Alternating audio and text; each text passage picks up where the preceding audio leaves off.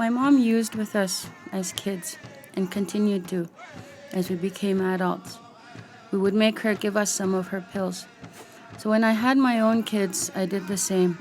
I thought to myself, I'd rather have them use with me than out there alone. My son Shaquille was a gentle giant. I had grown up in an abusive house and didn't know what unconditional love meant until I saw how he continued to love me as I took him to my hell and back as a drug and alcohol user. 3 days after his death from a drug overdose, he came to me while I was in the sweat lodge and said, "Don't worry about me. I am okay. I am safe. Just take care of my brothers, especially Alphonse." It was the first time I realized how important ceremonies were. And a few months later, I went to an indigenous-based treatment facility near Edmonton. At the treatment center, I connected with my grieving inner child and processed the many traumas I had faced throughout my life. When I finished the program, a support organization helped me find a house near a school for my 2 kids. I felt free, exhilarated, and happy. I felt like I could do anything, be a good mother and grandmother. For the first few months, I didn't reconnect with my family.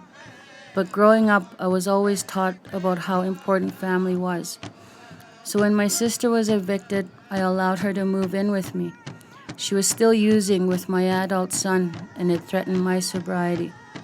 I told them to go somewhere else and come back when they were done. But being around them and watching them pick up that pipe eventually made me think I could do it and be okay. It was right there, so I tried it. But my late son's words kept replaying in my head, and I realized I didn't want back in the game. That relapse was an opportunity for me to remember that I didn't want that lifestyle. I am done with it. Even though I am done with it, I will always be in recovery. I don't really connect with AA meetings or other types of treatments for the addictions in my life, but I have started going to ceremonies. I pray and I feel connected to my son and my ancestors, and I am reminded of how far I have come.